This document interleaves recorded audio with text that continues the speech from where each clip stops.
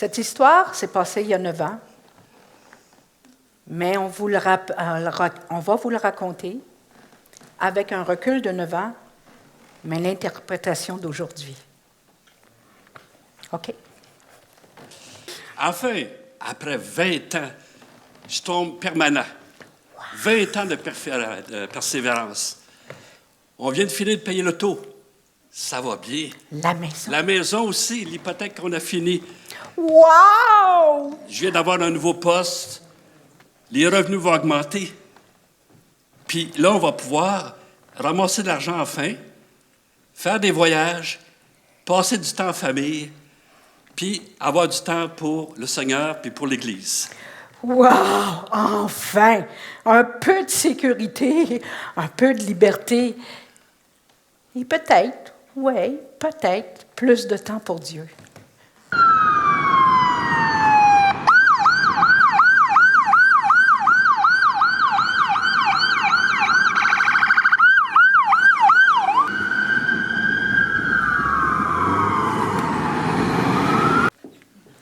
C'est sûr, tout le monde a des projets.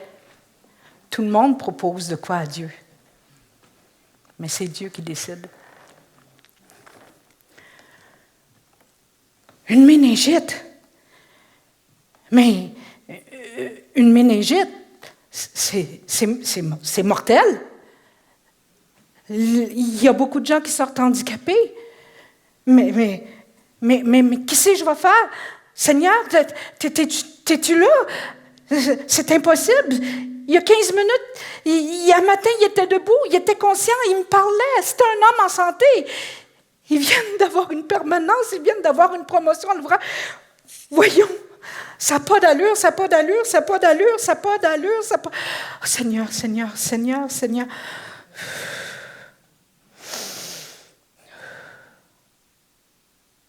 C'est dans le calme et la confiance que sera ta force.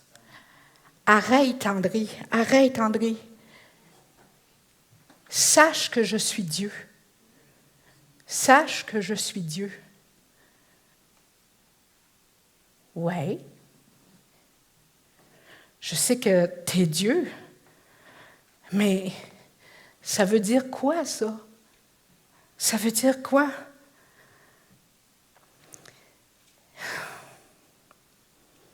Est-ce que j'ai une grande confiance? Non.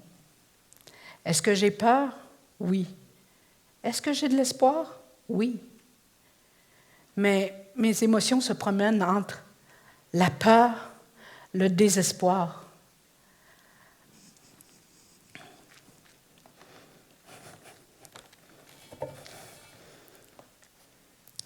Glenn,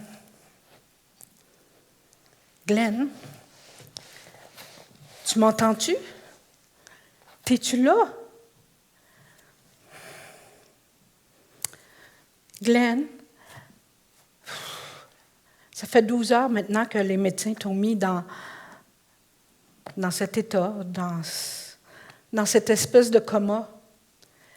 Puis ils m'ont dit, là, que bientôt, ils vont faire un test. Après 12 heures, il faut qu'ils le sachent.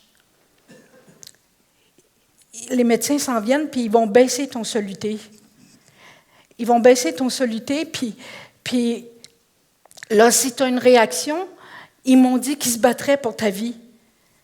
Mais si tu n'as pas de réaction, ils vont te laisser aller. Oh Seigneur, Seigneur, s'il vous plaît, aie pitié de ma pauvre foi. Aie pitié, je t'en supplie, fais que Glenn bouge, fais que Glenn réagisse. Oh, les médecins arrivent. OK. Ils baissent le soluté. Et... Oh! OK, c'est assez, on le ferme. Il y a une réaction. Il est vraiment en vie. Oh oui, j'ai de l'espoir. J'ai de l'espoir parce que j'ai raison de croire que Dieu nous aime. Que Dieu est avec nous, là, maintenant. Je ne sais pas ce qui va arriver, mais j'ai raison de croire. Ça, c'était le premier test. Et c'était la première fois que je faisais un choix de croire. Toujours, je me battais avec les doutes et la peur. Toujours. Dieu me ramenait toujours à là. Sache que je suis Dieu. Les bontés de Dieu, les bontés de l'Éternel ne sont pas épuisées, mais ses compassions se renouvellent à chaque matin. Oh, que ta fidélité est grande. Oui, c'est ça que je choisis. C'est ça que je choisis de croire, pas ce que je vois. Quelques jours plus tard, peut-être 2 ou 3 jours plus tard, mardi soir, il était rentré à l'hôpital le samedi. Les médecins m'ont expliqué que pour soigner Glenn, ils devaient le mettre dans un coma artificiel. Pourquoi? Pour que tous les médicaments, les antibiotiques, aillent directement au cerveau, combattre la bactérie. Alors, il était dans un coma artificiel, c'était plutôt calme. Moi aussi, j'étais assez calme. Je restais là, accrochée aux promesses. Et jusque-là, j'étais assez calme et les choses se passaient. Et puis, ma sœur, qui était venue m'aider pendant tout le temps que Glenn était à l'hôpital, ma sœur est vraiment géniale. Elle ne croit pas, elle n'est pas chrétienne. Mais elle m'aime beaucoup et je l'aime beaucoup. Et elle respecte ma foi. Je la respecte aussi. Mais ma sœur, à tous les matins, elle lisait les messages envoyés sur Internet par les amis. Les mots d'amour, les mots d'encouragement. Elle les lisait, elle les imprimait, elle les brochait, puis elle me disait avant que je parte à l'hôpital, pendant qu'elle a réglé les assurances et toutes les affaires à la maison, elle disait « André, si ça ne va pas, lis ça.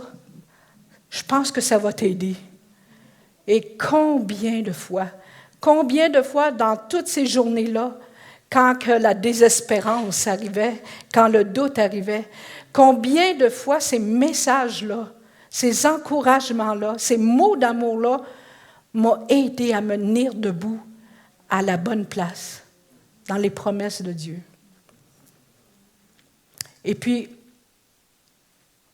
la 3e nuit, je reçois un coup de téléphone de l'hôpital. Il était peut-être 1h du matin, je ne sais plus.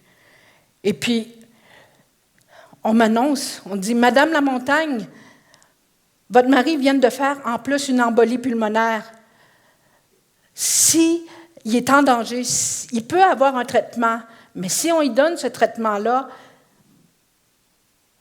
ça se peut qu'il y ait des séquelles très graves. Mais si on ne lui donne pas, il va mourir. Quel est votre choix? Est-ce que vous nous donnez le consentement? Oui, allez-y pour le traitement. Et puis, je me lève, je suis dans ma chambre, je veux aller rejoindre Glenn à l'hôpital. Une tempête de neige, mais tellement énorme que même toutes les routes sont bloquées. Je ne peux pas aller le rejoindre. Je ne peux pas être là. La seule chose qui me reste à faire, c'est de rentrer dans ma chambre, de pleurer, de supplier, de donner tout ça à Dieu. J'ai fini par m'endormir épuisée de chagrin. Puis pendant ce temps-là, ma sœur, qui n'avait rien entendu dans la nuit, qui ne savait pas ce qui s'était passé, elle me réveille à 7h du matin, puis elle dit « André, viens vite déjeuner, j'ai un rêve à te raconter. » Oh non! Ma sœur est New Age, la pensée positive. Oh non, pas un matin, je ne suis pas capable. Seigneur, je ne suis pas capable. Puis là, je suis là à me lamenter puis à chialer après Dieu. Puis Dieu m'arrête encore une fois puis il me dit « Hey, si j'ai été capable de parler à un âne pour qu'il donne un message à un divin qui s'appelle Balaam, penses-tu que je ne suis pas capable de te parler? » Oui, Seigneur, c'est vrai. Fait que je finis de m'habiller, je vais déjeuner. Elle dit, André, j'ai fait un de ces rêves. Ah ouais? C'est quoi ton rêve? Ben, elle dit, là, il est venu un gros coup de vent. Le star est tombé. Il est tout cassé à terre. Ouais. Puis là, je suis triste. J'en ai juste un star. Mais j'ai même pas de sous pour le remplacer. Fait que je suis là, j'essaye de recoller les morceaux. On zigonne, on travaille fort, on essaie toutes sortes d'affaires pour le recoller. Ah! Il y a de l'air pas si pire. Elle prend le star, elle essaye de le fixer à la fenêtre, puis paf! Il tombe encore à terre, mais encore pire qu'avant. Encore plus rebrisé qu'avant. Et puis, là, elle est là. Elle est découragée, elle est fâchée, elle est déçue. Puis elle essaie. Finalement, elle arrive à le réparer. Elle le met doucement sur la fenêtre. Ah! Il tient debout. Elle ouvre très tranquillement le star. Et là, elle voit Glenn. Elle voit une grande lumière, elle voit Glenn en jaquette d'hôpital qui dit « Bonjour, Jacqueline. » « OK. Tu crois-tu que ce rêve-là a dit... » Elle me dit « Je suis sûre que ce rêve-là vient de Dieu. » « OK. Tu crois-tu vraiment qu'il vient de Dieu? » Elle dit « Oui, je suis sûre. » « OK.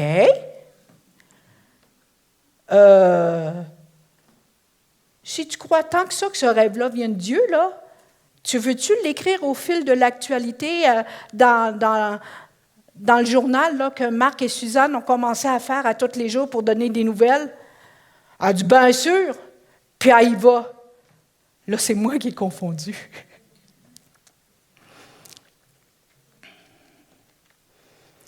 Alors, le numéro 2, s'il vous plaît. J'arrive à l'hôpital.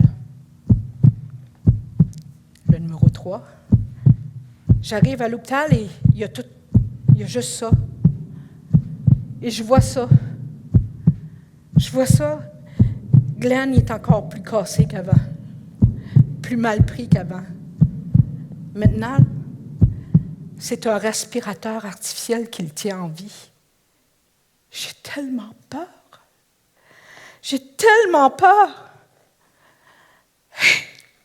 Et je me bats avec ma foi. Je me bats avec l'idée que Dieu est bon. Tu dis, Seigneur, que tu es bon, que tout concourt au bien de ceux qui t'aiment. Wow! C'est dur à croire.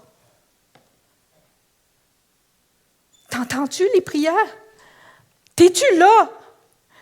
Où est-ce que t'es? Où est-ce que t'es? Et puis, Dieu m'arrête encore. Il me dit, arrête et sache que je suis Dieu.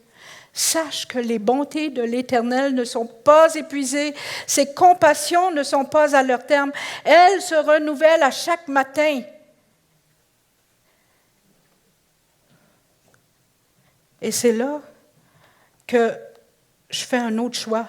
Mais là, encore plus qu'avant, parce que c'est encore plus qu'avant le doute, la peur. Alors, oui, je crois ça que tu es bon, mais je crois aussi, puis je vais rester là, que tu as de la bonté pour ceux qui espèrent en toi. Tu as de la bonté pour ceux qui attendent ta réponse, ton choix. Oui. Je veux croire que tu es bon. Je veux croire que pour Glenn, comme pour moi, c'est le meilleur que tu vas choisir. Je suis en train d'espérer en le retour de la vie de Glenn, mais aussi d'espérer malgré le non-retour. Je me soumets.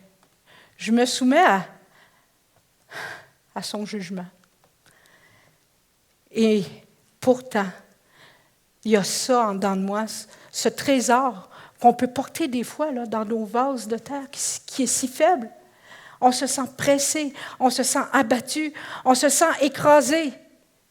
Mais toujours, il y a ce trésor de foi qui est là, qui dit « Espère en ton Dieu ». Puis c'est là que je me situe. Troisième test. Quelques jours plus tard, c'est-à-dire le vendredi matin, j'arrive à l'hôpital. Glenn est toujours sur intubateur. Glenn est toujours sans vie. Puis je vois l'équipe médicale qui est complètement démolie, fatiguée. C'est comme ils baissent les bras. Puis là, je dis, ben là, qu'est-ce qui se passe? Et là, on m'apprend qu'il y avait un jeune homme de 29 ans qui, lui aussi, combattait une méningite, comme Glenn, qui est arrivé à peu près dans le même temps. Et ce même jeune homme-là, de 29 ans, décède. Ils se sont battus autant pour Glenn que pour ce jeune homme-là. Je les ai vus faire, c'était incroyable. Mais la bataille a été perdue par le jeune homme. Et puis là, les médecins, il faut aller voir s'il y a encore de la vie. Ils enlèvent le médicament qui tenait Glenn dans le coma. Mais là, pas de réaction. Pas de réaction.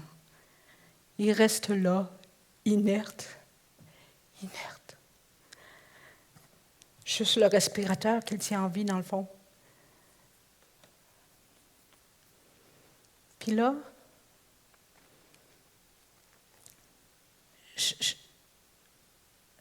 le médecin vient me dire, puis il me dit, Madame Lamontagne, Glenn devrait être sorti du coma depuis vendredi matin. Aucun signe de vie. Aucun signe de vie. Si il ne se réveille pas, ben à ce moment-là, mardi, il va falloir prendre une décision. Là, malgré tous les messages, malgré toutes les paroles de Dieu, là, c'est la panique totale. Mais la panique, je suis dans une confusion, je suis stupéfaite. Je dis, waouh, c'est quoi ça? Personne ne devrait avoir à choisir pour la vie ou la mort de quelqu'un.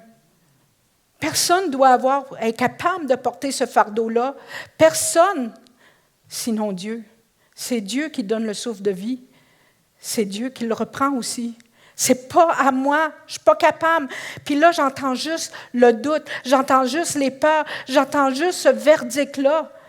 Puis je suis pas capable d'aller à Dieu, je suis plus capable seule, je suis plus capable. Je sais qu'il y a beaucoup de gens. Et puis, là, l'Esprit Saint me rappelle que le vendredi soir, il y a un groupe de prière qui se réunit à quelque part à Sherbrooke. Je sais qu'il est tard, il est peut-être 10 heures du soir. Mais j'y vais pareil. J'y vais pareil, puis waouh, il y a de la lumière. Je frappe à la porte de chez Marc et Suzanne Perry. Puis, je ne suis pas capable de prier, je ne suis plus capable de me contenir, je ne suis plus capable d'espérer, je ne suis plus capable de voir clair. Puis je leur dis, aidez-moi à aller vers Dieu. Je ne le vois plus, je ne l'entends plus, je ne suis plus capable. Cette soirée-là, je ne me rappelle pas. Je ne me rappelle pas des prières. Je ne me rappelle pas des promesses. Je ne me rappelle pas vraiment ce qui s'est passé, ce qui s'est dit. Mais à un moment donné, dans la soirée, c'est comme si on est arrivé, ou c'est Dieu plutôt qui est arrivé vers nous et c'est comme si, oui, il est là, il est encore là et notre espoir est en lui, pas en ce qu'on voit. Parce que c'est ça la foi. La foi, c'est pas de croire ce que l'on voit, mais c'est plutôt d'interpréter ce que l'on voit au travers de ce que l'on croit. La foi, comme le dit dans Hébreu, la foi est une ferme assurance des choses invisibles et une démonstration des choses qu'on espère. Mais moi, j'espérais juste que Dieu réponde à quelque part, là, qu'il y ait quelque chose qui se passe. Et puis, je suis sortie de cette réunion de prière-là, pas avec des réponses, pas avec une promesse ferme, une assurance « Waouh, il va ressusciter ». Non, non, non. Mais je suis sortie réconfortée, consolée, solidifiée. Et puis, Dieu, dans sa grâce, dans sa bonté, le lendemain, il me fait le plaisir, le bonheur de recevoir un coup de téléphone. Et puis, il dit, et puis c'est un collègue que j'avais au travail qui était aussi assistant pasteur à Acts 21 et qui me dit, André, écoute, on a entendu parler de votre histoire, on sait qui vous êtes. Est-ce que tu voudrais venir raconter un peu ce qui se passe pour que l'Église aussi, on puisse prier pour Glenn dimanche matin?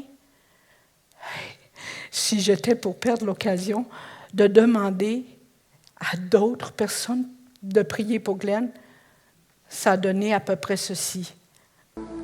Merci. Je viens simplement vous lancer un très grand cri du cœur pour que vous puissiez prier pour Glenn Boucher, qui en ce moment est dans un coma et que ses heures sont comptées. C'est mon mari, ça fait 28 ans qu'on est mariés, mais comme si c'était hier. Glenn a sombré a été victime d'une méningite aiguë, foudroyante, qui en 15 minutes l'a fait basculer de la vie d'un homme en santé à l'inconscience totale. C'est arrivé samedi dernier. On l'a plongé dans un coma profond lundi et mercredi, il y a eu une embolie pulmonaire et une pneumonie par la suite. Cependant, ça semble se résorber et ils ont arrêté les barbituriques qui le plongeaient dans un profond coma jeudi matin. Le terme de ces effets arrive maintenant et Glenn ne donne aucun signe de vie. C'est un homme en santé. Tous ses organes vitaux fonctionnent très bien. Mais la tête ne répond pas. Et depuis toute la semaine, je m'accroche à ces deux versets. C'est « Ô Éternel, Seigneur, tu es ma force et mon sauveur. Tu protèges ma tête au jour de la bataille. » Et c'est pour ça que je vous demande de prier, parce que l'œdème qui est encore là au cerveau gauche, c'est ce qui le tue. C'est ce qui tue aussi la réponse. Et il y a peut-être encore la bactérie qui n'a pas pu sortir. Alors, il faut prier. C'est une bataille maintenant pour la tête de Glenn et sa vie aussi. Et je veux déclarer devant vous tous que Glenn Boucher ne mourra pas, mais qu'il vivra pour proclamer les louanges de l'Éternel. Et je me bats de toutes mes forces.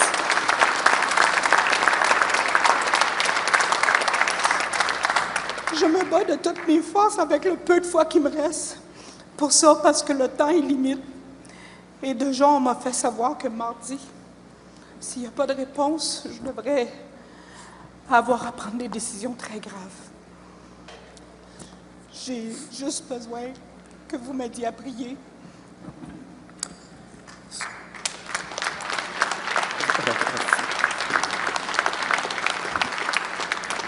Ce qu'on va faire, je pourrais vous demander de vous lever. Moi et Jeff, on va imposer les mains à notre sœur.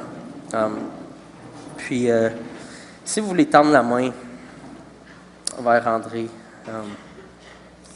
pour signifier qu'on impose les mains aussi à son mari, à Glenn, puis qu'on prie pour un miracle ce matin. Justement, c'est dans les heures où il faudrait qu'il y ait une réponse maintenant même. Donc, on va prier. Oui, Père, tu dis que tu es le Dieu qui est près de ceux qui ont le cœur brisé. C'est toi le créateur de Glenn. C'est toi qui as formé son corps. Tu as le pouvoir de guérir tu as le pouvoir de restaurer la vie de cet homme-là. Donc, ce qu'on te demande ce matin, c'est de faire un miracle. On te demande de faire disparaître l'œdème qui empêche Glenn de répondre. On te prie de faire ce miracle-là par la puissance de ton Fils Jésus-Christ, maintenant. Que maintenant même, pendant qu'on parle, que Glenn puisse revenir à la vie. Qu'on puisse avoir la joie la prochaine fois qu'on se rend compte de savoir que tu as répondu à nos prières. On te prie pour André. Merci pour son cœur, pour sa foi. On te prie de bénir leur famille. On veut dire qu'on t'aime. Amen. Ce même dimanche matin-là, il y avait plusieurs églises qui priaient pour Glenn, qui ont pris le temps d'arrêter de prier pour Glenn. On n'est pas des gens connus, là, nous. On n'est pas des personnes importantes. Il y a l'église Acts 21. Il y avait cette église ici, au Carrefour. Il y avait même une église catholique à Richmond qui a pris 5 minutes pour prier pour Glenn. Il y avait une église à Granby, une en Haïti, puis une en Afrique. Comment ça s'est rendu si loin? J'en ai aucune idée. Mais Internet aide beaucoup. mais c'est ça. Il y avait plusieurs églises. On va à l'intermission.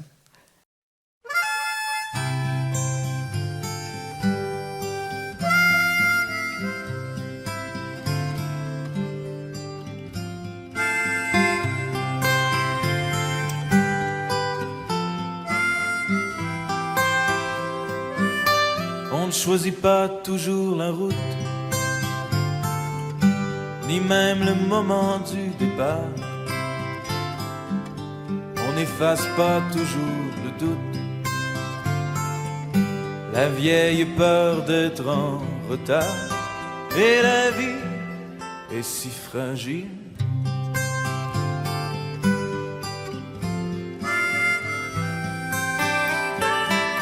On ne choisit jamais de vieillir. On voudrait rêver un peu plus. La vie n'est pas faite pour mourir. On meurt souvent, bien entendu, car la vie est si fragile. Et si fragile. Et si fragile. Et si fragile. On n'atteint pas toujours le but qu'on s'était fixé autrefois. On ne reçoit pas souvent son dû. La justice choisit où elle va. Et la vie est si fragile.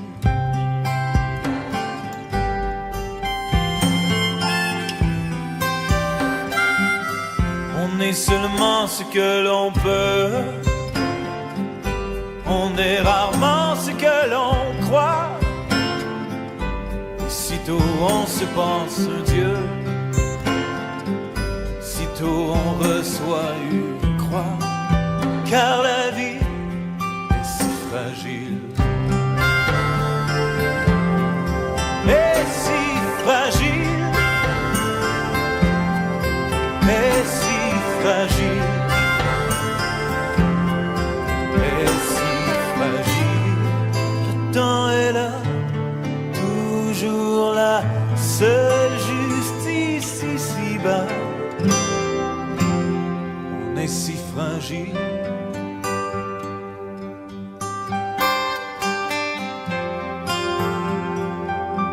On marche sur l'or ou sur l'argile, dépend de ce qu'on a reçu. On reste tout aussi fragile. Pourquoi donc se marcher dessus? Car la vie, car la vie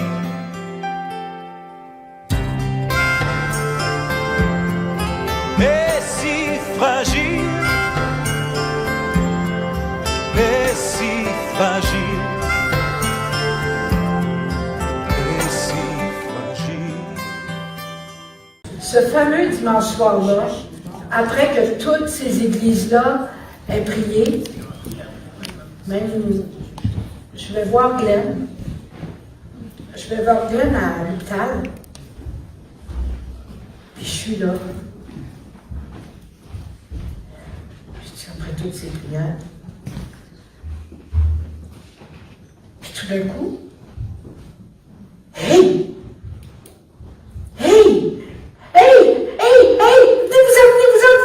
Je vous dis là, je l'ai vu bouger. Madame la montagne, calmez-vous. Je vous le dis, il bouge. Madame la montagne, on vient juste de prendre ces signaux. Je vous le dis qu'il bouge, je vous le dis, moi. Si vous ne venez pas, je vais me rouler à terre. Fait que pour me calmer, ils viennent, ils plantent, ils ouvrent la pupille de Glenn, ils ouvrent la lumière, et l'infirmière dit « C'est vrai, il est en train de se réveiller. » Il me flanque la porte, puis tout le monde rentre. Hey, c'est moi qui l'ai vu. Une deuxième vidéo, s'il vous plaît. Et André, à venir, la semaine dernière, on vous a partagé une requête de prière. La semaine dernière, je suis venue devant vous en vous demandant de l'aide, un appel à l'aide, pour prier pour mon mari qui était dans le coma. Et on avait un deadline sévère sur nos têtes, nos épaules, en disant s'il ne sort pas du coma, s'il ne donne pas signe de vie, mardi, il faudrait prendre des décisions très dures, très sérieuses. Vous voulez sauver sa vie jusqu'à quel point? Et j'avais besoin de votre aide, j'avais besoin des prières, et Dieu a permis cette situation-là. Et j'avoue que je suis touchée parce que Dieu a répondu. Et Glenn s'est réveillé du coma dimanche soir passé. Et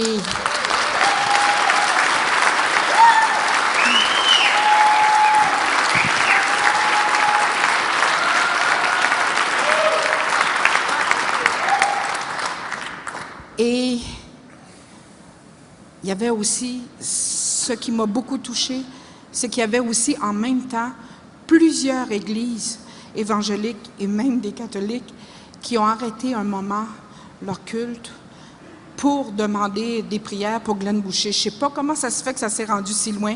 Je pense juste que c'est le mouvement du Saint-Esprit. Et quand le peuple de Dieu se lève, ben Dieu répond. Et Glenn est revenu à la vie, mais il a retrouvé sa personnalité. Il a recommencé à parler, à manger. Il ne sera pas handicapé. Ses 4 membres, ses bras, ses jambes fonctionnent.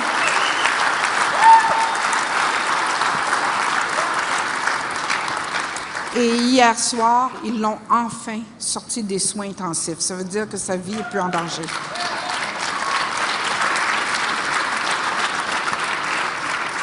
Je tiens à vous remercier, puis à vous dire que vous avez été aussi les participants à un miracle. Vous avez été pour Glenn et moi comme les porteurs qui ont porté le paralytique, qui ont traversé au travers d'un toit, au travers de la foule. Vous avez fait ça pour nous et je vous en remercie infiniment. Et les bontés de l'Éternel ne sont pas épuisées et ses compassions ne sont pas à leur terme. Et il y a un avenir aussi pour Glenn Boucher. C'est sûr que là, cette semaine, c'est l'évaluation neurologique, les séquelles. Ils vont tout voir ça, mais Dieu est bon et il y a un avenir. Et je voulais tellement vous remercier et remercier Dieu parce que c'est un miracle.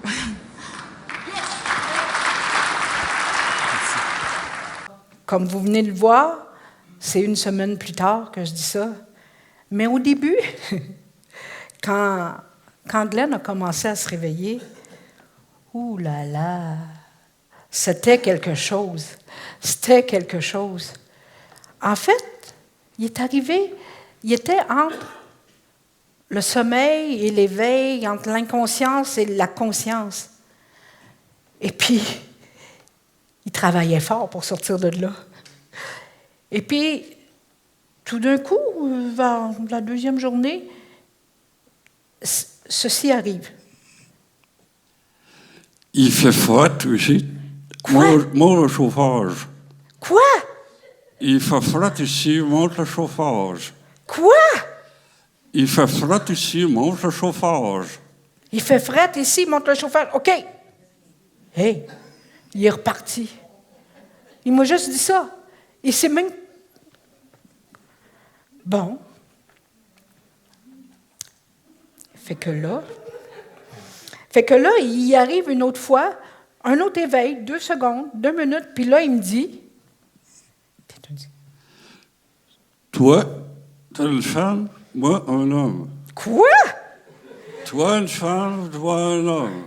Moi, il est reparti. Ça a été les 2 courts réveils. Après ça, tranquillement, pas trop vite.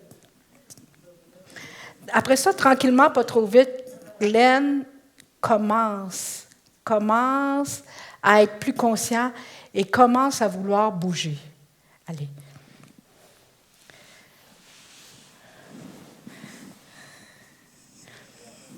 Il reste là. Qu'est-ce que tu dis? J'ai faim. J'ai faim. Quoi? J'ai faim. T'as faim? Ouais. Ah, OK. Je peux-tu lui donner de quoi à manger? Il m'emmène une compote de rhubarbe et de fraises. Tiens, chérie, je vais t'aider, OK? Non. Ben,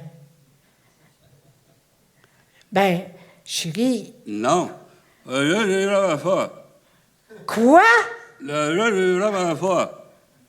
Quoi? Là, j'ai la foi. Le juste vivra par la foi. Ouais. OK.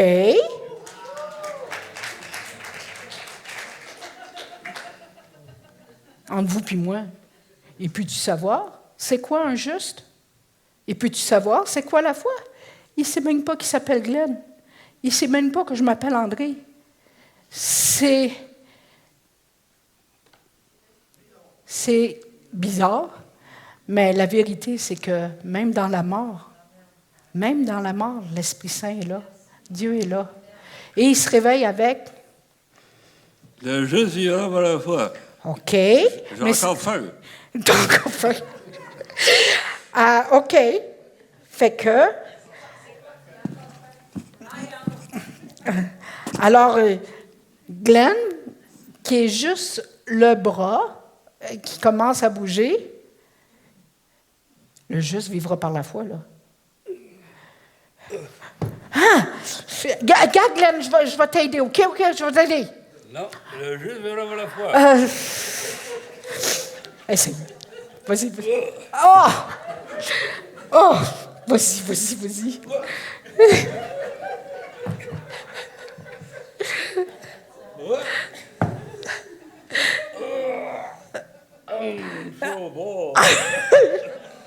Alors, c'était... Ouais, non, tu l'as tout échappé. Non, mais c'est vraiment dans cet état-là. J'aurais bien voulu que... Waouh, il est ressuscité, ça va bien, il revient en vie. Non. Il y avait encore des choses à nous faire vivre, Dieu.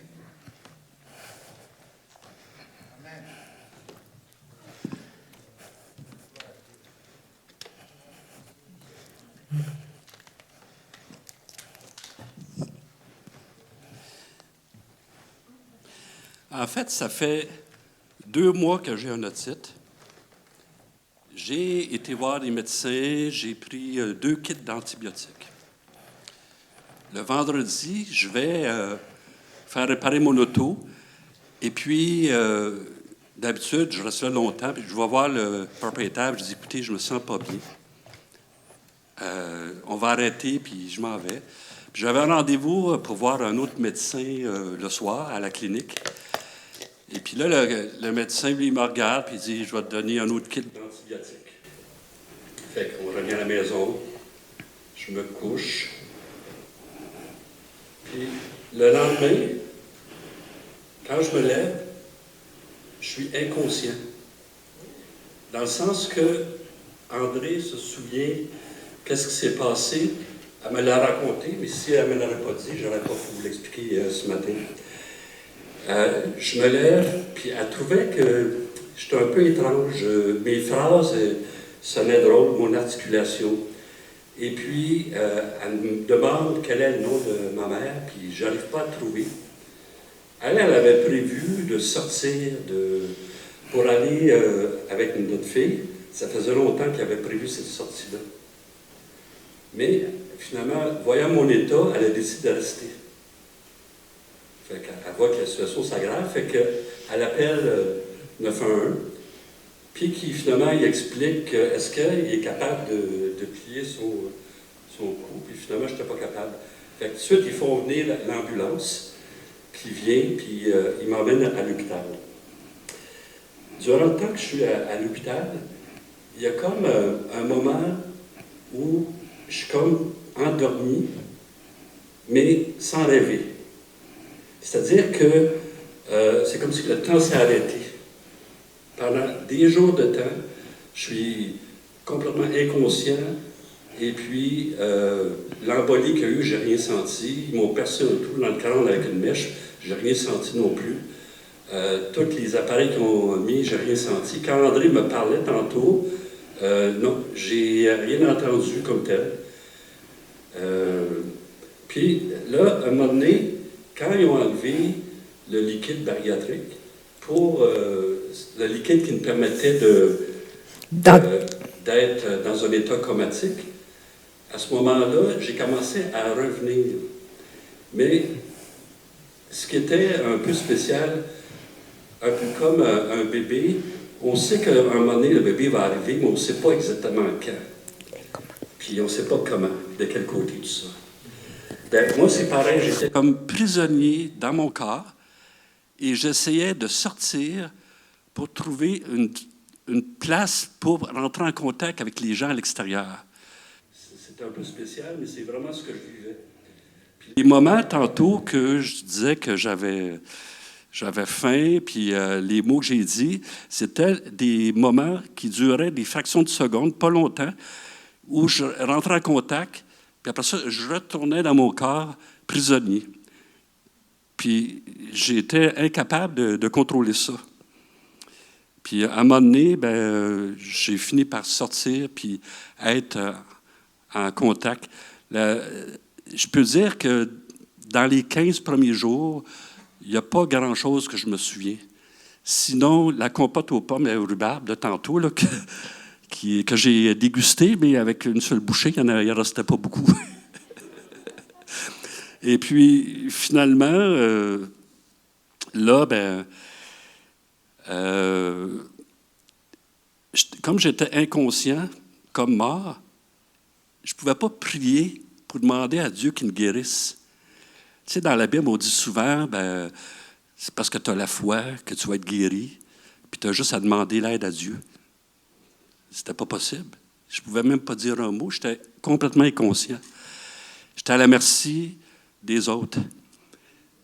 Dieu a utilisé l'intercession du peuple pour me ramener. Si André et tous les autres n'avaient pas agi, probablement que je ne serais pas ici aujourd'hui. Dieu a entendu les prières et a répondu.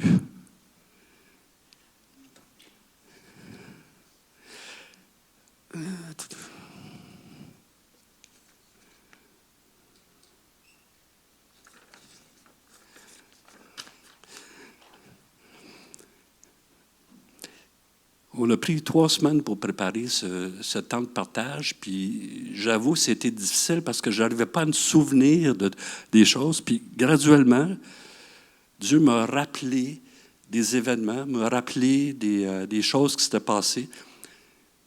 Vous allez comprendre tantôt pourquoi, là.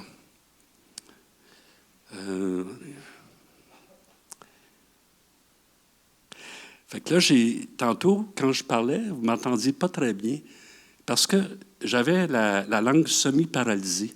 Elle ne bougeait plus. Fait que j'avais la misère à articuler et à dire des mots. Quand la langue ne bouge pas, on n'est pas capable de faire certains sons. C'est pour ça, c'est comme si on a une patate dans la bouche, là, puis qu'on parle comme ça. Là. Fait que là, je vois que Dieu qui pense à moi, puis qui est en action, qui m'aide à avancer dans chaque étape pour me rétablir, me reconstruire. Après ce séjour-là aux soins intensifs, on me descend au 5e étage. Et là, ben, le 5e étage, c'est vraiment pour la réhabilitation et la rééducation.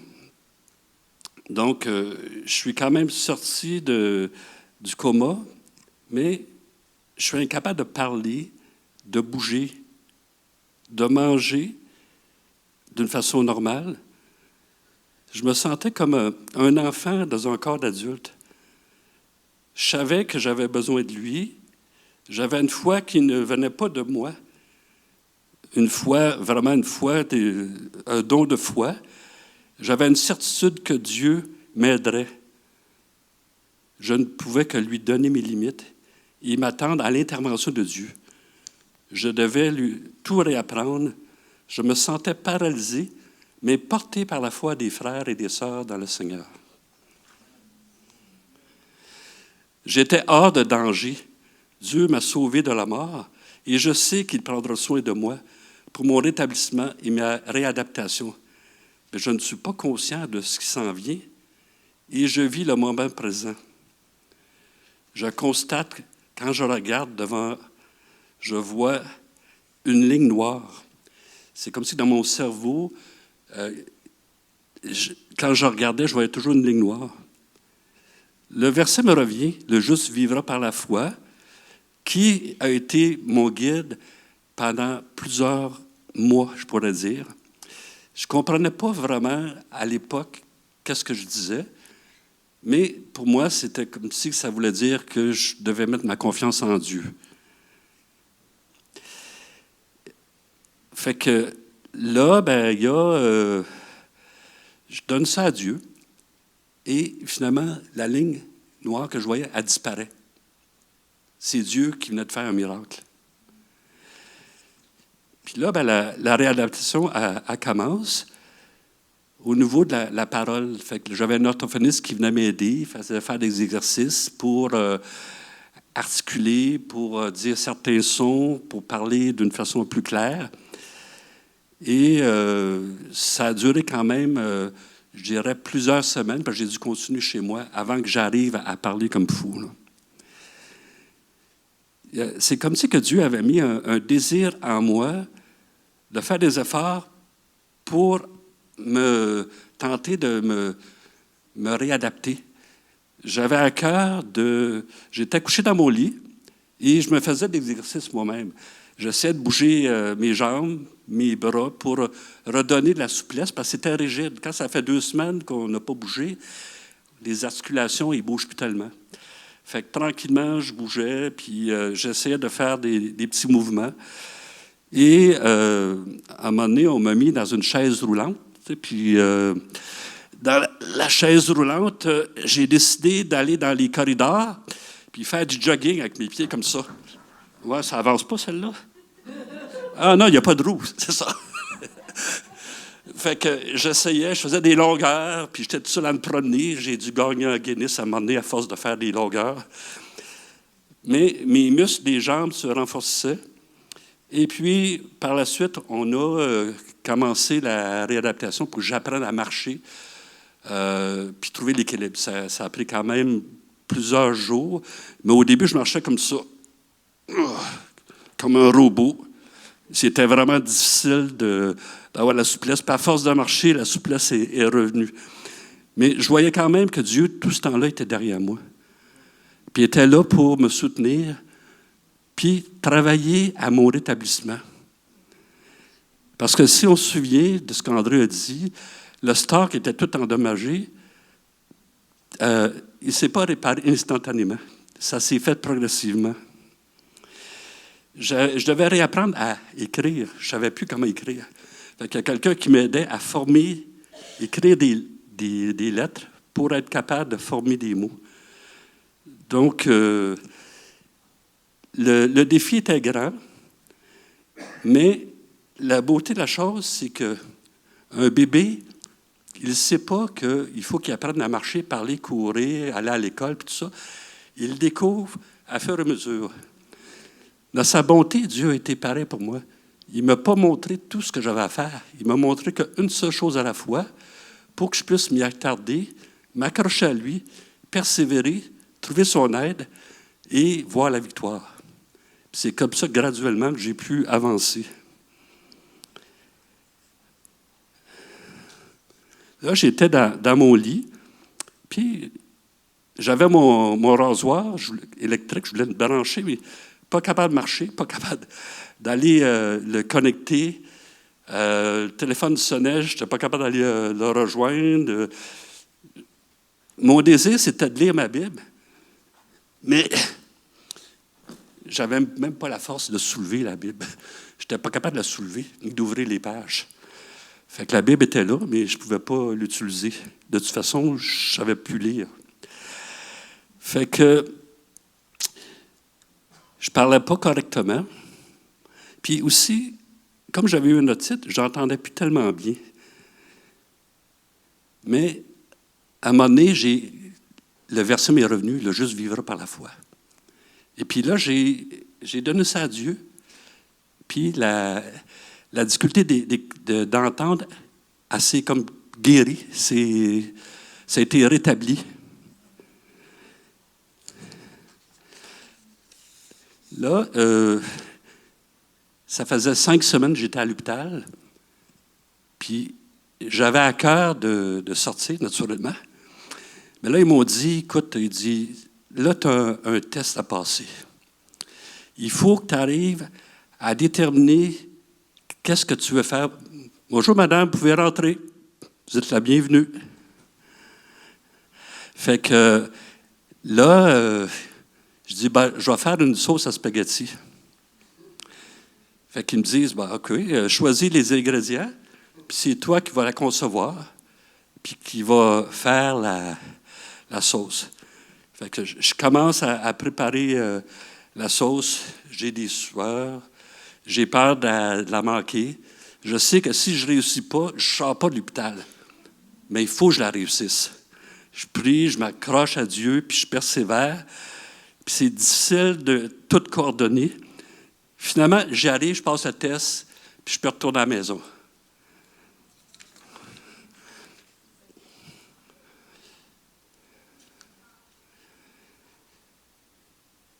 Bon. Fait que rendu à la maison, j'avais encore la difficulté à marcher, malgré tout. J'avais une canne, puis je ne réalisais pas que je ne marchais plus comme avant. Je sais qu'il y a une journée, le téléphone sonne, je pars à courir, j'ai oublié que les muscles ne sont pas développés. Je plante par en avant. Une chance, je me suis accroché à la chaise, je ne me suis pas fait mal. J'avais beaucoup de misère à me concentrer. J'échappais beaucoup de choses. Ça faisait du bien à André, parce que André, d'une façon naturelle, elle échappe des choses régulièrement. Ce qui fait que là, je l'avais surpassé, je l'avais dépassé, j'en échappais plus qu'elle.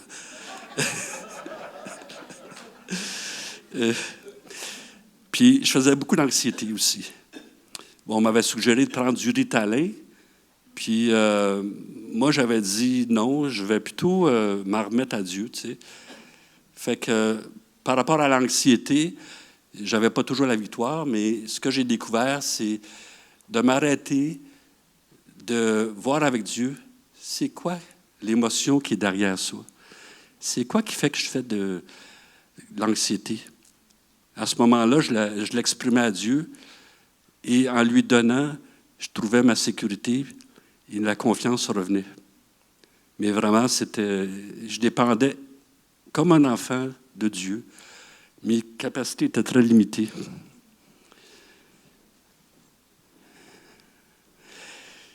J'étais plus comme avant. avant, j'avais de l'énergie, une bonne mémoire, grande capacité intellectuelle, bon travail, j'utilisais mon cerveau énormément. Puis, je prenais soin d'André. André, à l'époque, elle était diabétique. Et puis, j'essaie de prévoir pour la nourriture et différentes choses. Mais quand c'est arrivé, j'ai perdu toutes ces capacités-là. Puis, j'ai vu que, finalement, je devenais une charge pour André. Et quand je regardais tous les services que j'avais, je me trouvais privilégié. Mais André, elle n'avait pas de service. Elle avait une charge, mais pas de service. Puis ça me préoccupait. C'est pour ça que dans mon cœur, j'avais un désir de développer mon autonomie dans tous les aspects de les lacunes qui avaient été développées à cause de la méningite. J'aurais voulu aller plus vite, mais je vous dirais qu'il y a des choses qui ont été réglées que l'an passé. La méningite est arrivée le 1er mars 2014. Donc, on parle de plusieurs années de persévérance et de faire confiance à Dieu. Souvent, André, elle partait, elle allait au travail, tu sais, puis elle laissait la maison en ordre. Et ma mémoire, à court terme, était vraiment courte. Fait que je partais, puis j'allais dans l'autre pièce. Puis là, je me demandais, je dis, pourquoi je suis rendu là? Je ne comprenais plus, là. Le téléphone sonnait, j'avais entrepris quelque chose. Et puis, je laisse tomber parce que je l'ai oublié.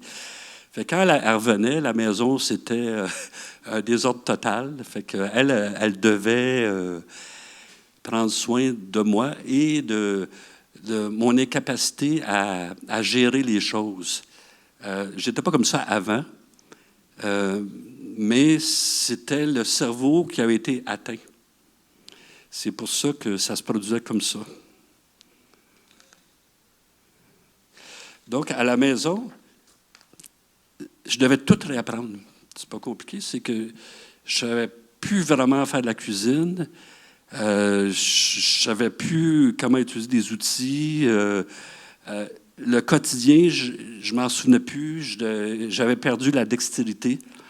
Une fois, je faisais mes changements d'huile. J'avais fait le changement d'huile de l'auto, puis j'avais mal posé le filtre. Finalement, l'huile s'est retrouvée sur l'asphalte.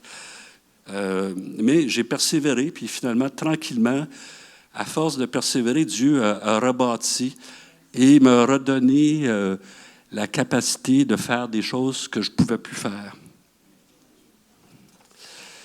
Au début, avant, je gérais les finances, mais quand c'est arrivé, André, elle voyait que la carte de crédit elle commençait à augmenter. Fait qu'elle a dit, non, c'est fini, tu ne touches plus à l'argent. J'avais perdu la capacité de gérer l'argent.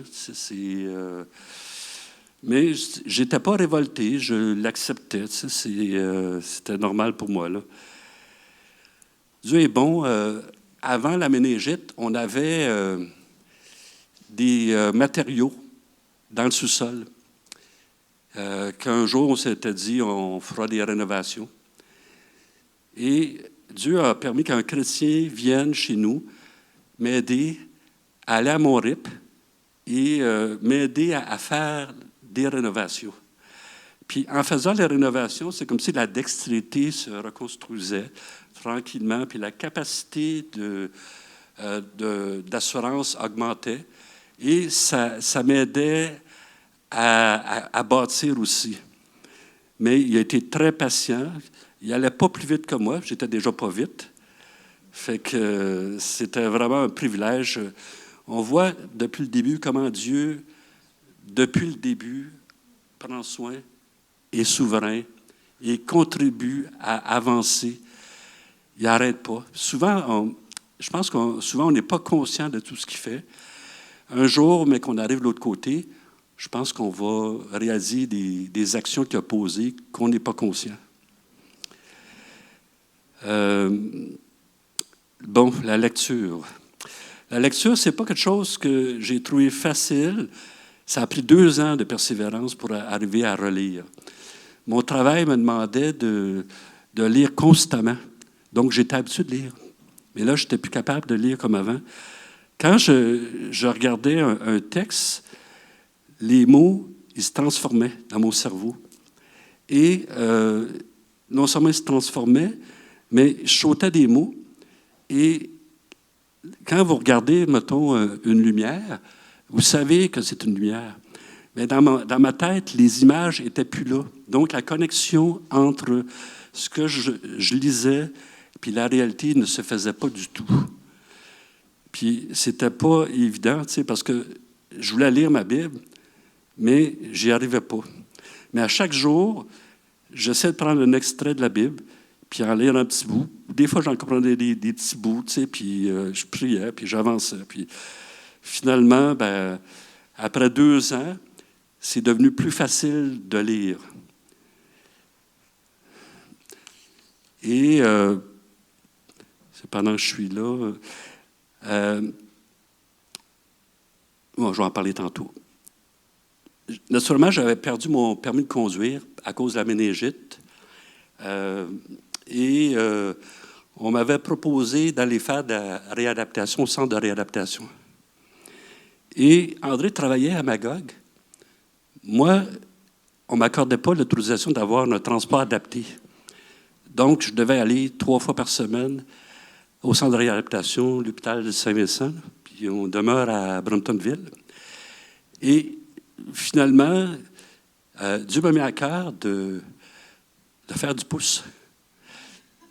Je partais de chez nous, j'allais sur la rue principale, je priais à chaque fois, et en moins de 5 minutes, quelqu'un m'embarquait, elle allait me reconduire.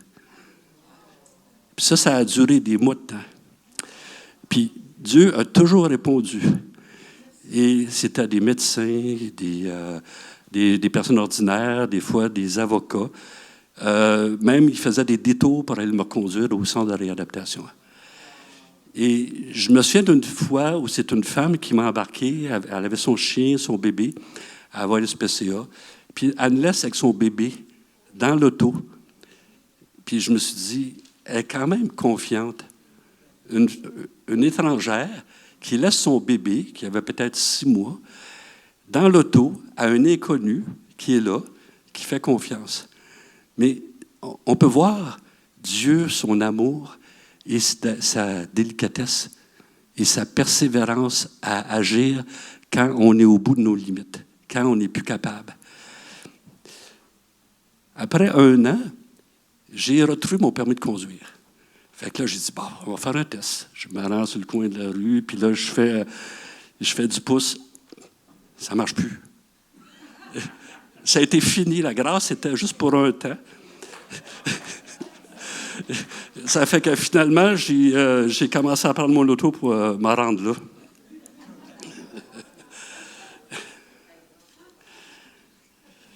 là.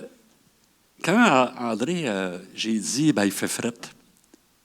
La raison pour laquelle j'ai dit ça, c'est qu'ils m'ont gardé dans un matelas de glace. C'est-à-dire que c'est comme un sleeping bag qui va jusqu'ici, qui permet de maintenir la température du corps froide pour pas que la température du cerveau monte trop haute, pour que le cerveau décède. Mais moi, je le sentais le froid. Je ne comprenais pas ce qui se passait. Fait que c'est pour ça que j'ai dit ça tantôt. Mais eux autres, qu'est-ce qu'ils font à l'hôpital? Ils te gardent incliné. Fait qu'en te gardant incliné, ce qui arrive, c'est que le dessous des pieds touche le fond du sleeping bag, si on veut. Ce qui est arrivé, c'est qu'en faisant ça, ils ont brûlé tous les nerfs en dessous du pied, des 2 pieds. Donc, ça veut dire que quand je marchais, je ne sentais plus rien. Nous, on ne s'en rend pas compte, mais quand vous mettez un pied à terre, le pied dit au cerveau, là, il est stable, tu peux maintenant mettre l'autre. Mais ça se fait automatique parce qu'on l'a pratiqué quand on était un enfant d'1 an ou 2. On s'en souvient probablement plus, hein, ce qui est normal. Mais quand on est limité, à ce moment-là, on est conscient de ça, que là, tu mets le pied, mais tu ne sens rien. Tu mets l'autre, puis tu ne sens rien non plus. Puis c'est difficile de garder l'équilibre. Fait que là, je suis allé voir le médecin sur place. Je lui ai expliqué. Elle a regardé, elle a dit, malheureusement, il n'y a rien à faire. Et là, je suis allé voir la physiothérapeute qui a pris des aiguilles, elle a rentré en dessous des 2 pieds, puis il n'y avait rien à faire. Fait que j'en ai pas fait le cas sur le coup, mais un dimanche, on a un invité qui vient, qui a un don de guérison. Fait que je dis, monsieur, venez ici, priez pour mes pieds. Fait qu'il prie pour les 2 pieds, et puis 5 minutes après, la sensibilité était revenue en dessous des 2 pieds. Ouais. Fait que là, le lendemain, je me retourne au centre de réadaptation, je rencontre la physio, j'y explique ça. Elle me regarde, sceptique, elle ne croit pas du tout. Fait qu'elle me dit, fermez vos yeux, elle prend une plume, puis elle vérifie en dessous des 2 pieds, puis elle réalise qu'effectivement, la sensibilité était revenue. Je ne l'ai pas argumenté, je me suis dit, bon, elle a vu, j'ai expliqué ce qui est arrivé, que c'était suite à une prière, et j'ai laissé ça à elle. En passant, tous les mois que j'ai voyagé en auto avec les personnes, je leur racontais un bout de ce que je vivais. Pourquoi que je faisais du lift? Pourquoi je demandais du pouce? Puis, qu'est-ce que Dieu est en train de faire? Fait que toutes ces personnes-là ont entendu parler des événements que Dieu faisait dans ma vie. Fait que c'était une occasion de témoigner à des étrangers que je n'avais jamais vus. Mais je me souviens une fois que c'était mon médecin du centre de réadaptation qui m'a embarqué. Elle a dit, ouais, tu ne devrais pas faire ça. Oui, mais en même temps, vous ne me donnez pas l'autorisation d'avoir un transport adapté. Ma femme est à Magog, il faut bien que je me rende. Il y avait un autobus, mais l'autobus, ça a passé à chaque 50 minutes, donc ça aurait été trop long. Fait que j'en ai conclu que c'était plus simple comme ça. Là. Fait que un jour, je suis sur la King S, je marche, puis j'arrête sur un coin de rue, puis tout d'un coup, je me mets à pleurer. La connexion entre mon cerveau et les émotions venait de se faire. Je ne sentais plus rien depuis 1 an. J'étais habitué de sentir la présence de Dieu, de ressentir des choses, mais là, ce n'était plus le cas du tout. Et je ne savais pas comment vraiment régler ça. Mais finalement, à partir de ce moment-là, j'ai commencé à sentir les choses puis sentir la présence de Dieu. Mais c'était vraiment... c'était quelque chose, personne ne comprenait pourquoi je suis sur un coin de rue puis je pleurais en plein jour. Je ne pouvais pas l'expliquer, mais c'était une grâce, c'était un miracle que Dieu venait d'opérer. Non seulement, ce que j'ai remarqué, c'est que comme je ne ressentais plus les émotions, la présence de Dieu, j'ai dû apprendre, sans utiliser mes raisonnements et mes analyses, à faire confiance à Dieu avec mon cœur. Donc, il ne restait juste ma relation de cœur à cœur avec le Père. Il ne faut pas oublier que mon cerveau avait été atteint. Donc, je ne pouvais pas me fier sur mon intelligence, ni mes raisonnements, ni mes capacités personnelles. Puis, vous savez, quand on vient au plus creux, un peu comme quelqu'un qui perd la mémoire graduellement, il nous reste toujours notre capacité à prier, notre relation. Dieu le sait qu'on est limité, mais au plus creux de notre limite, il peut nous rejoindre. Puis quand j'avais des moments d'oubli, où je perdais des choses, je m'arrêtais, puis je commençais à prier, puis je laissais ça au Seigneur, puis tout d'un coup, oups, ça me revenait. Regarde tel endroit. Fait que j'allais à tel endroit, puis je trouvais les choses que j'avais perdues. Je vois que Dieu il coordonne ma réhabilitation, et je lui fais confiance. Fait que, donc, au centre de réadaptation, on m'a aidé à développer l'énergie, des muscles pour les jambes, les bras, tout ça. Et j'ai rencontré une neurologue qui a fait une évaluation pour mon état au niveau du cerveau. Et je lui ai dit au début, j'ai dit, écoutez, si vous ne prévoyez pas faire quelque chose de pratique après, ça ne donne pas grand-chose de faire ça. Mais je l'ai avisé quand même. Fait que je passe les tests. Après avoir passé les tests, elle me rencontre par la suite, quelques jours après. Elle m'explique ça rapidement. Je ne comprends rien de ce qu'elle me dit. Après ça, elle me dit, Bon, bien, c'est terminé. Tout ce qu'on pouvait faire, c'est des Scrabble, puis des mots croisés. Puis peut-être vous allez progresser un petit peu, là, mais ça ne sera pas grand-chose. Fait que moi, je la regarde, je dis, écoutez, quand vous avez étudié, vous, la science vous a dit que le développement pouvait être ça. Dans quelques années, ils vont dire ça. Mais là, je me suis arrêté. Puis là, je me suis dit en dedans de moi, je viens de voir Dieu agir dans ma vie. Dieu est capable de m'emmener plus loin que ce que les hommes ont déterminé que j'allais aller. Donc, j'ai mis ma confiance en Dieu pour que Dieu m'amène plus loin. Là, j'étais suivi par une neurologue à l'hôpital. Fait que là, je vais avec tout enthousiasme. Je dis, ben, elle va avoir des trucs, elle va sûrement m'aider. Elle m'écoute, elle garde le silence, puis elle me dit, tu reviendras dans 1 an. Fait que, tu reviendras dans 1 an. Mais là, dans 1 an, je dis... Fait que je me sentais vraiment dépassé parce que je n'avais pas de moyens. Il n'y avait pas vraiment de personnes autour de moi qui pouvaient m'aider, me conseiller. Fait qu'encore une fois, je m'en suis remis à Dieu. Je dis, Seigneur, je dis, c'est toi qui connais mon cerveau, tu vois son état, je ne peux pas le réparer par moi-même. Je suis incapable de trouver des moyens. C'est à toi maintenant de trouver une solution. Bien, Dieu a permis que je rencontre une femme qui, elle, arrivait de la Belgique, qui avait fait une maîtrise auprès des personnes qui avaient eu des AVC. Et en Europe, ce n'est pas la même philosophie qu'ici, la même façon. C'est que si quelqu'un a un problème au niveau du cerveau, on va faire un suivi pendant 2 ans, ce qui n'est pas le cas ici. Donc, les budgets sont débloqués. Donc, elle a fait son stage là-bas et je suis allé la voir en pratique privée. Comme je ne travaillais plus, mais j'avais une assurance, mon assurance a payé les traitements. Elle me rend compte, puis elle dit, il va falloir que je refasse votre évaluation parce qu'elle est trop vieille, elle a 1 an et demi maintenant. Fait que, elle me fait l'évaluation, puis elle me dit, j'ai décidé que je vais vous la faire gratuit. Mais en évaluation, ça coûte 1 100 $. Fait que Dieu lui a mis à cœur de le faire gratuitement. Puis André était un peu découragée parce qu'elle ne savait pas trop comment m'aider là-dedans. Fait qu'elle, cette dame, lui a donné des trucs, des façons de faire.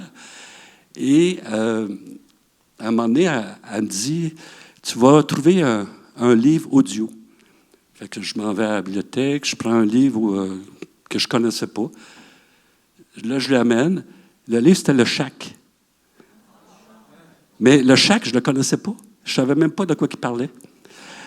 Fait qu'elle me dit, tu vas lire un chapitre, tu vas plutôt écouter un chapitre, puis quand tu vas écouter le chapitre, tu vas essayer de former une histoire, puis la raconter à ta femme, puis après ça, tu vas me la raconter.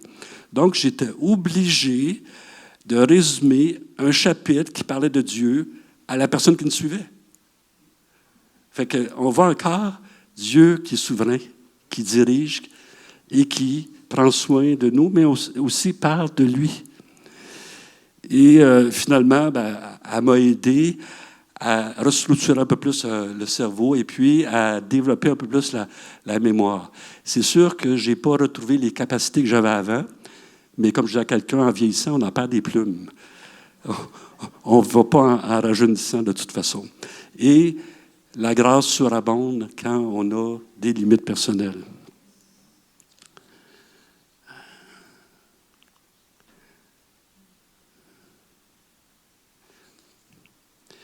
Donc, finalement, j'avais une image. Dieu m'avait montré un chef d'orchestre qui dirige tous les musiciens. Vous savez, le chef d'orchestre, c'est lui qui décide, bon, toi, tu vas jouer de la guitare, toi, tu vas jouer du piano, toi, tu vas arrêter, etc. Le cerveau, c'est exactement la même chose. Le cerveau détermine si tu vas tourner à droite, qu'est-ce que tu vas ressentir, il va tout coordonner. Sauf que ce cerveau-là, il était tout désorganisé. Fait que j'ai dit au Seigneur, Seigneur, maintenant c'est à toi, je te fais confiance que tu vas réorganiser et réparer toutes les synapses. Les synapses, c'est des parties du cerveau qui avaient été endommagées, qui permet d'avoir un lien entre le cerveau et la partie du corps. Et Dieu, graduellement, a commencé à faire ça. Naturellement, la neurologue, quand je l'ai rencontrée, elle me donnait un exercice, mais je commençais par la prière. Les exercices, c'est bon. Dieu utilise les hommes parfois pour nous aider aussi, mais c'est lui qui doit être l'auteur de la guérison, de la croissance et du développement. Okay.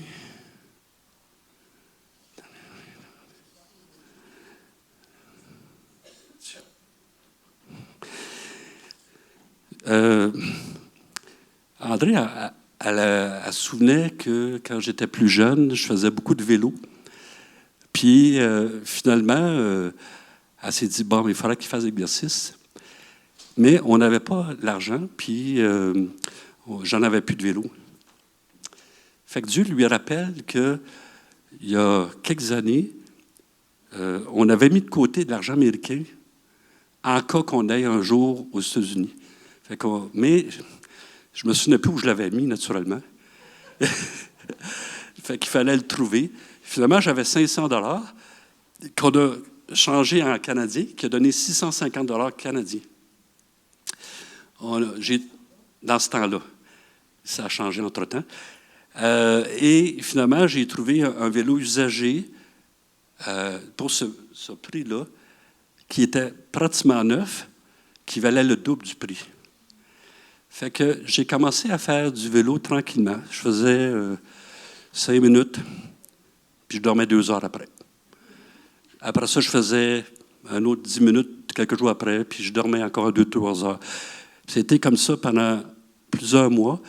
Puis rendu au mois d'août, je faisais 50 km 3 fois par semaine. Puis en septembre, j'ai joint un club de cyclistes. Puis je me souviens d'avoir fait 70 km une journée. Mais là, j'étais fatigué. Là. Mais c'était... Ce qu'on avait remarqué, c'est qu'en faisant l'exercice, le cerveau venait à être stimulé. Je retrouvais une concentration pour quelques heures et j'étais capable de prendre des décisions importantes. Puis les quelques heures passées, je revenais comme avant. Mais à force de faire l'exercice, tranquillement, le nombre d'heures augmentait. Donc, ça réparait. Encore, c'est Dieu qui a permis qu'on puisse avoir un vélo que quelqu'un en avait 4, puis qui finalement, il ne l'utilisait pas. Il avait peur de se le voler, puis il était neuf. Puis moi, j'en ai bénéficié. Fait que Dieu connaît vraiment nos besoins. Après ça, par la suite, à l'Église, j'ai décidé on nous a demandé de faire l'accueil. Puis en faisant l'accueil, c'est comme si Dieu a rebâti ma capacité de rentrer en contact avec les personnes. C'est sûr que comme un enfant, quand on est un enfant, on est centré sur soi-même, mais à un moment donné, on doit dépasser ce stade-là pour penser aussi à l'autre, pas juste à nous. Puis Dieu a utilisé l'Église pour cette raison. Je voulais écouter les messages le dimanche matin, mais quand je les écoutais, je n'arrivais pas à tout retenir. Je n'ai étourdi, puis après ça, je dormais une partie de l'après-midi. Fait qu'à un moment donné, Dieu m'a mis à cœur de résumer des sections du message. En faisant ça, ça me permettait d'enlever dans mon cerveau ce que j'avais entendu, créer un espace, et puis accueillir ça. À la fin, j'avais tout mon message, je n'étais pas fatigué, pas étourdi, puis capable de fonctionner durant l'après-midi. Mais on voit que Dieu connaît les petits détails qui peuvent nous aider à progresser dans nos lacunes. Mais tout le long, ce que j'avais compris, c'est que je ne peux pas blâmer les autres. Je ne peux pas blâmer personne. Je ne peux pas blâmer non plus l'ennemi. Mais par contre, je peux regarder à Dieu, essayer de voir qu'est-ce qui m'appartient. Quel est mon terrain à travailler? Quel est l'aspect que Dieu veut que je travaille? Puis c'est comme ça que la progression se fait, la croissance, en acceptant de travailler la partie qui nous touche.